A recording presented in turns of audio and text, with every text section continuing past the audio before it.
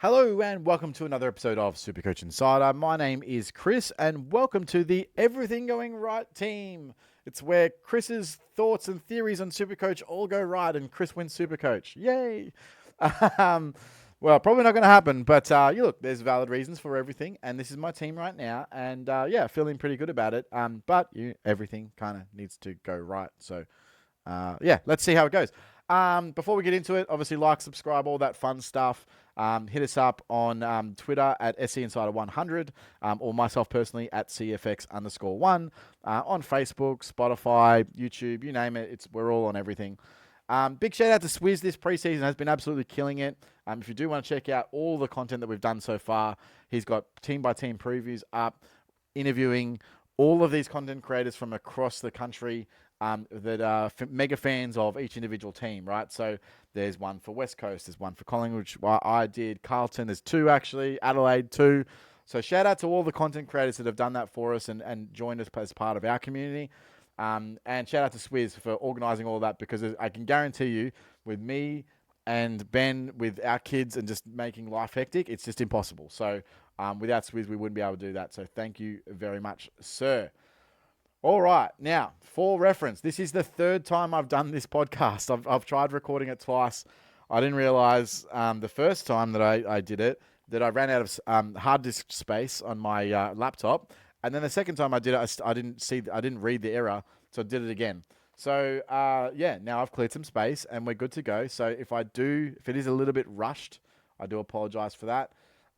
But let's start with D1. Harry Sheasel, straight into it. Definitely played forward yesterday in the match sim. However, I just think that was because they wanted to try the guys out in other positions. I don't think that that's a reflection of, where Sheasel's going to be playing long term.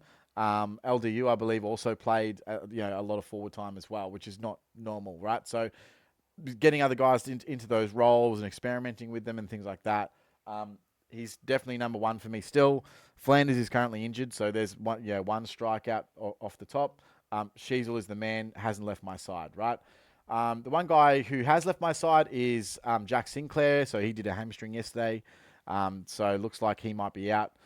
They're actually sending him for scans. The last report was scans yesterday afternoon. So we haven't got those results just back yet. But look, to be honest, Sinclair's done a lot of soft tissues, right? He knows if he's done a hammy. All right, they know if he's done a hammy. He's done a hammy. So how bad it is, we don't know that yet. It could be that he's back by round one. It could be that he's out for a long period. If he is out for a long period, then Wangani Malira definitely comes into consideration, of course. But it's not a pick that I'm going to rely my season on, because I think, he's probably like a 105 type pick, not necessarily a 110, 115 like, D1, etc. At that price point, though, I really like James Sicily still. So Sicily, yes, obviously trained a little bit forward in the preseason. However, in match sim, has been playing mainly off half back, where he's that third tall interceptor, and that's awesome, right? So that's where we want.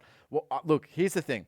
We know that they want to play him at half back, but they're also like wary of the fact that Cal Shadir and Mitch Lewis obviously are not healthy right now, and so they need to have backup options. That's fine. That's normal.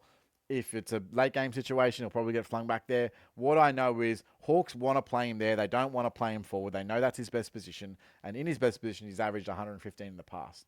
There may be games during the season that he goes forward, but it's going to be very rare as long as they can stay healthy. Okay, so everything going right, Sicily's going to be averaging 115, and he's a great pick. Okay, now similarly, everything going right, the other great pick that I like is Jayden Short.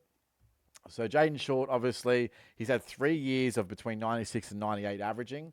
There's a couple of criticisms of Jayden Short. First of all, he doesn't have a contested bone in his body. But he was good when Richmond were good. And so a lot of people are like, well, Richmond's shit now, there's no point. The one positive that I've taken into this offseason is that Daniel Rioli is no longer there. And he was definitely that run and carry from halfback. And now that, that's not there, Short has been the main distributor at halfback in match sim so far. So if he's going to be the priority distributor from kick-ins, which they kind of flip between Short and Vlosten, so hopefully now they go to straight just to Short, right? And then he plays kind of that Nick Martin halfback where it's to get the ball to Shorty at all opportunity. I can see him averaging like 105 plus, right? And at his price, I think it's a great price point. But There are two reasons also. There are two backup options if we need to.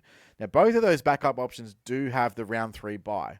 So if Short doesn't blow up like we want him to, he's not going well, then the backup is either Matt Roberts at 434, which is slightly cheaper, who obviously he actually had a bit of a puff piece recently. He's definitely playing halfback. His role shouldn't change. However, he's not been the primary kick-out taker, and his averages last year, whilst they were good, they're still around 100, right? So there's meat on the bone there of 20 points per game, but it's not necessarily going to be like top 6, top 10 numbers at this point, right? So similarly, like between him and Short, one of them's going to probably average 100, or maybe both, right? They could both be good picks. But the backup is if Short doesn't do it, then I can fall back to Roberts. The second backup, who has even a little bit more of a scope, is Harry Perryman. So also the round 3 bye, has been playing major CBA minutes at the Pies in the intra-clubs. And he has a small history of CBA time at GWS, where when he did have over 50% CBAs, he was averaging around about 100 as well, right? So there's another 20 points per game-ish on the bone there. So all three of those guys could be great picks. Two of them, though, have a bye, and one of them doesn't. So I'm going with Short at the moment. Doesn't have that early bye, which just makes it that little bit more easier to jump in on a pick like his, right? But if you do have a look at Jayden Short's profile, quickly, hold on, I never get this right. That was 2024. What's he got? His upcoming fixture, right? So Carlton, obviously rough. Port Adelaide, could be rough. St Kilda are one of the best teams to score against from a halfback perspective. Also, Brisbane Lions aren't too bad as well. And then Freo and Gold Coast. It does get lighter towards the bye, right? So Gold Coast, Melbourne, Hawks are good. West Coast, North, Essendon, bad. We actually do get quite a nice run till that middle period, right? So if he can get through these early fixtures and with a relatively good average, he's one that you may want to even trade into because he's got a good fixture leading up to the bye. He also plays after once round 9 hits, right? He still has 2 games against West Coast and 2 games against North, right? So you do miss the St Kilda fixture early, but he also plays St Kilda later in the season, and the Gold Coast later in the season, and Essendon later in the season. So the Richmond fixture is actually quite friendly in regards to halfback scoring, which I really like. So just be aware of it. I think he's a decent pick. He's not a slam dunk hit, but is one that this is the yo pick of last year, right? This is the pick that everyone's off because they're like, oh, Short's burnt me. I'm not interested in Short. No, you couldn't pay me to start Jayden Short. All right. That was Elliot Yeo last year, and Elliot Yeo came out and averaged 116 over the year or something stupid. I think it was was it 108, but 116 the first until he got injured or something stupid. This is where I feel that pick is. It could be that good. I'm biased, definitely.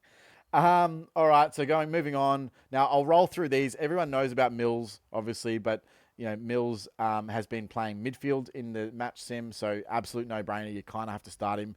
58% owned. Travalia, with all the injuries happening at St Kilda, he's a must-have rookie right now. I don't think there's any chance of him not starting round 1. Saad El Hawley, so news hot off the press is that Saad El Hawley played in the A team in today's match sim.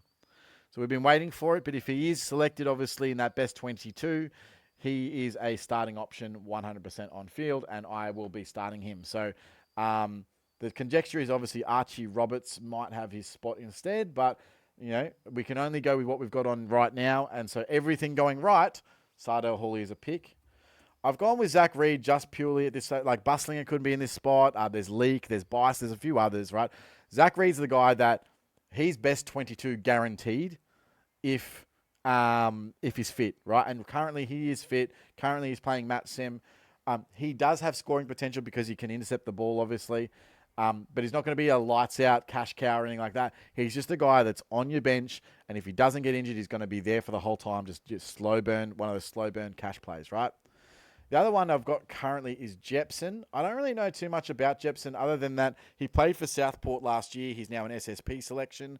And what we've seen in the past is that Gold Coast, with these mature age guys, they generally give them a run early. So I've just put him in there at the moment.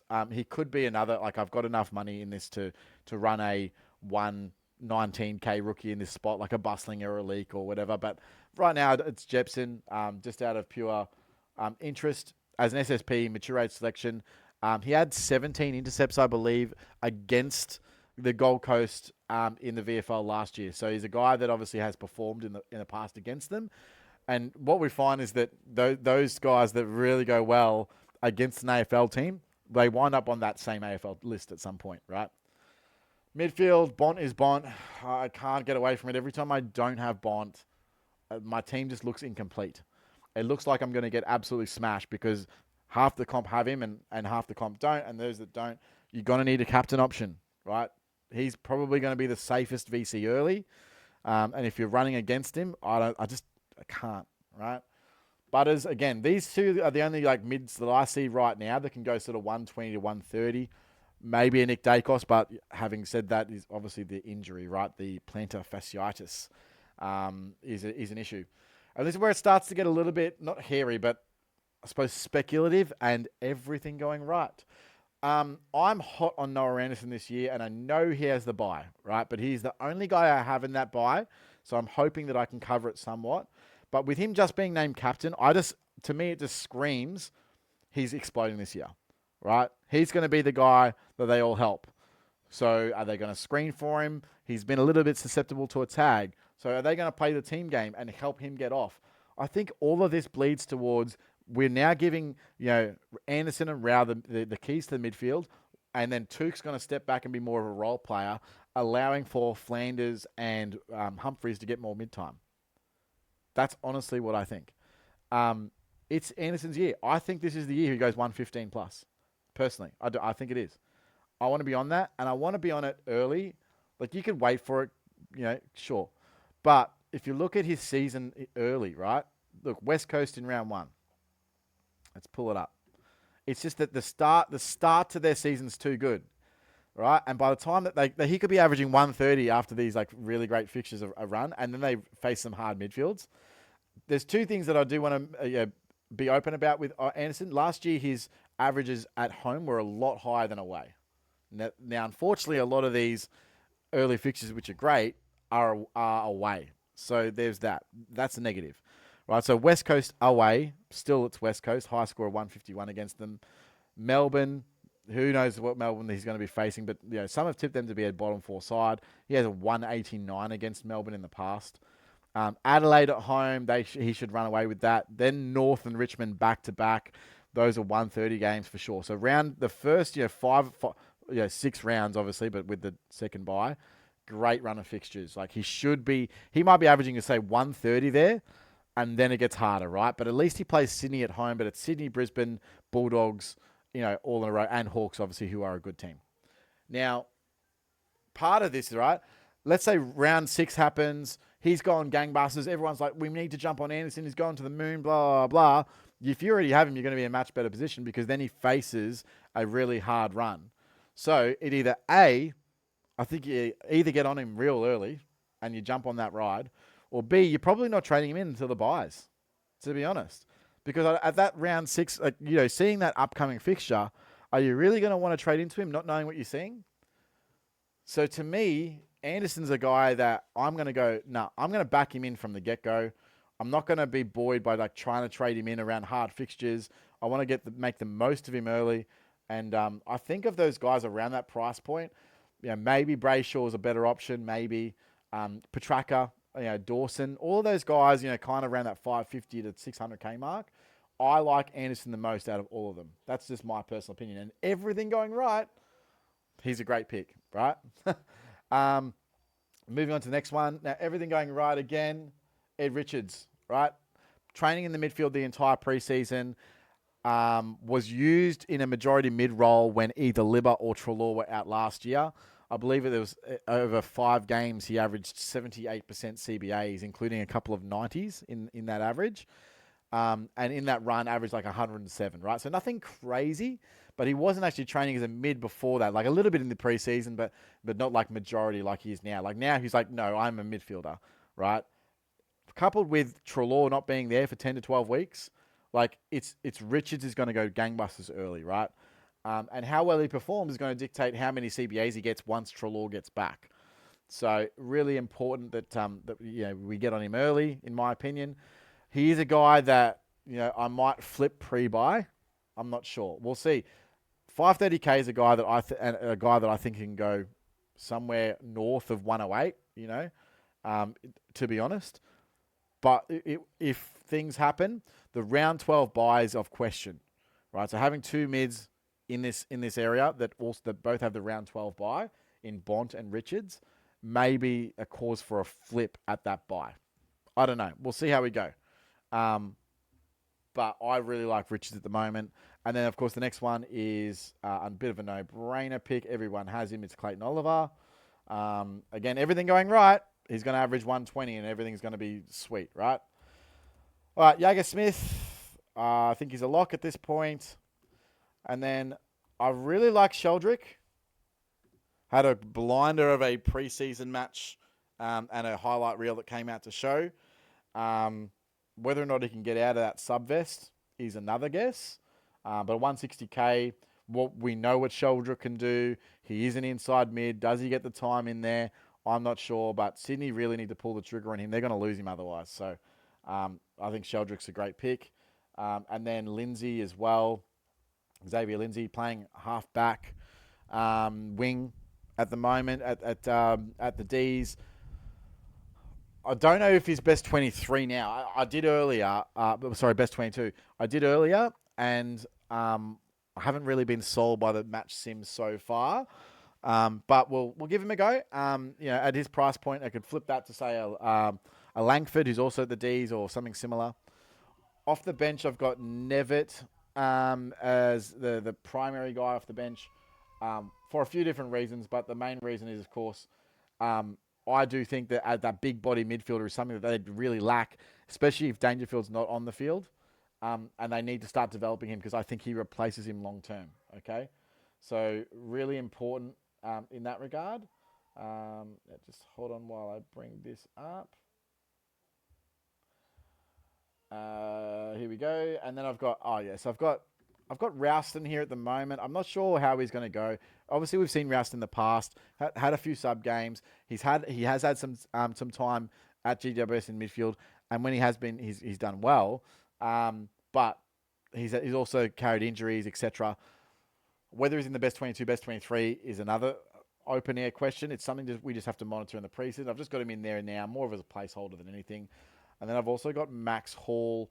Again, with all the injuries at St Kilda, I think that there's a chance that he actually does line up in round one. How long he gets is up to his performance, obviously. But between him and Garcia, there's a role there that can be exploited. And he's been playing very, very well in the intra-clubs at the moment, mainly as a midfielder, but often for the B side. So that's just something to be aware of. I do want a DPP player in that position. So that could be also maybe a Bo Allen or someone like that just adds a little bit of flexibility to the roster. But at the moment, I've got Max Hall in there. I've stopped mucking around with rucks. It's Gorn, it's Cherry, and it's Boyd, and that's it. I'm not doing this anymore. I'm so sick of trying to work out the rucks. Is it Flynn? Is it Bailey Williams? Pitney and TDK going to be playing together? Is Marshall going to be not injured? Is Tim English not a spud anymore? I'm not doing it anymore. I'm just going 1-2 punch. See you later. I can't handle it. This preseason has just been too much of a wild ride, and I'm off it already. All right. Horn Francis, by all reports, playing more mid-time. So I'm hotter on the pick now than I ever was. There's been 2 puff pieces about him playing more mid-time. That's pretty common. Kennedy is what I'm going at number 2. Now, this is a flip pick, right? So my goal here with Kennedy is to flip him in round 4 to Bailey Smith. So Bailey Smith obviously has the bye there in round 3. So the conjecture is around Bailey Smith versus Kennedy. Who do I think is going to average more? I don't know. I was really hot on Kennedy earlier. And then when I looked at the Dogs midfield, I was like, yeah, probably not. I don't think he's going to get the time.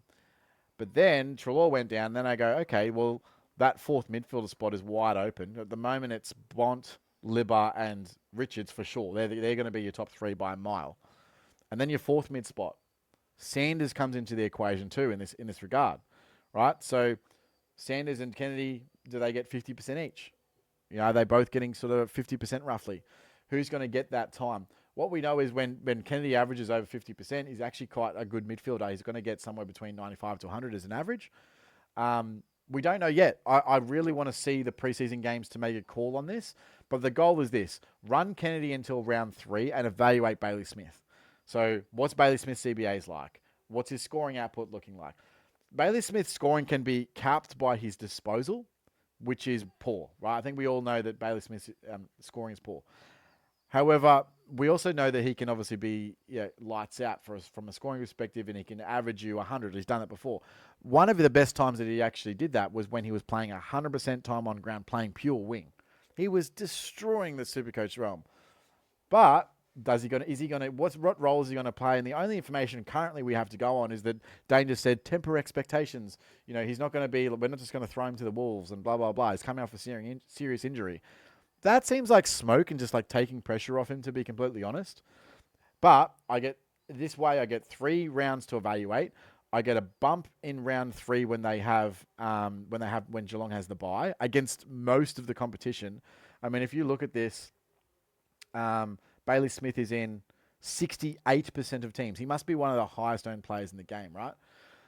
So even if he does go bang, bang, round 1, round 2, right? What's Kennedy averaging? He's probably going to be still going all right. And let's say I've lost 50 points. I make that up in round 3 and then I correct with a trade, right? There's only one price rise in there. Kennedy's a little bit more expensive, so there's 25K to play with. So as long as Bailey Smith doesn't outprice Kennedy in that 1 week, and I've got the cash there, it's only going to be one trade, but I get the opportunity to make more points than 68% of the competition from a single player, or come out even and cost one trade. So it's a hedge play.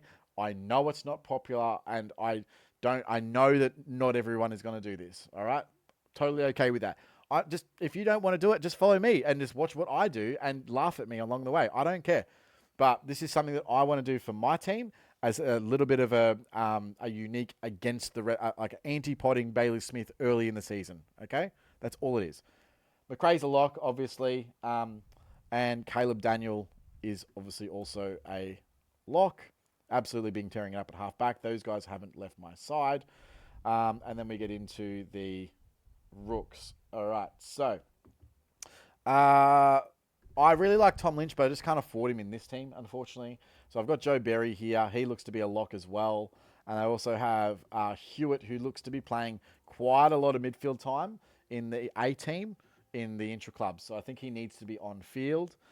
At the moment, I still have Raz on the bench, Neil Erasmus. He did score well in the intra-club. They had a mixed hit out yesterday, so it wasn't like A team, B team.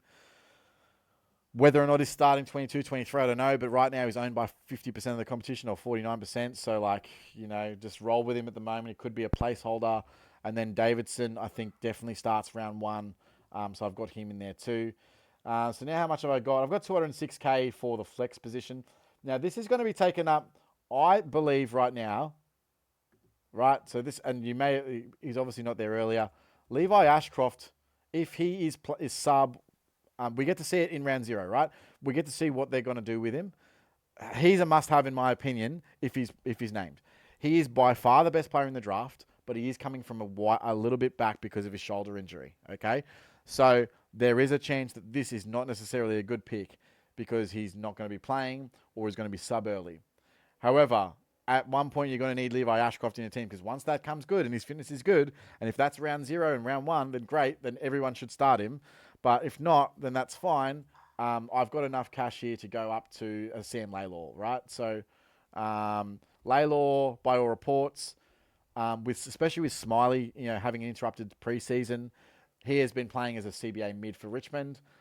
What does that mean? Well, generally speaking, he might be able to average somewhere between 75 and 80 as a 200K player, a la Sam Walsh when he came in and just started playing midfield from the get-go for Carlton. I'm not sure Sam Laylor has the midfield pedigree of a Walsh. He's more of a sort of a forward mid rather than a mid forward. So that is something to consider. But putting Laylor in there, whatever. I can spend the cash a little bit extra elsewhere if I need to. I can put in Levi here. I can put in Langford. There are a couple of guys. The guy I had in my flex before yesterday was Ryan Marich, who was taking kickouts at West Coast in all of the individual clubs. And then yesterday, didn't happen in the A team. Wasn't even in there. So I've gone, okay, well, that's an issue. And I've just rejigged my side a little bit. That is the team, guys. Now, thank you very much. I got a little bit in the kitty, $2,600, not much. But I really like this team. And if you count the premiums with me, well, premiums, if everything going right, Sheasel, Sicily, Short, hopefully they're all keepers, right? Mills, hopefully a keeper. So all four of those keepers that we're hoping for. In the midfield here, I'm hoping all five of these are keepers. Richards could be one that we flip, obviously. Gorn and Cherry, so just going with the big guns. Don't have to worry about those guys. And then Horn Francis, Daniel, and McRae are obviously keepers, with Kennedy being one that we could either keep or we could flip, right? And that's going to be dependent on Bailey Smith. But I really like this structure. I think that this is the way you need to go. You either got to go, in my opinion, in midfield, you either got to have 3 or 4 on-field rookies, because there are so many good midfield rookie options that it's definitely going to be, they're going to be cash cows. That's where you're going to make your money. Thanks, guys. Have a fantastic day. Enjoy your weekend, and I'll see you in the next one. Cheers, guys.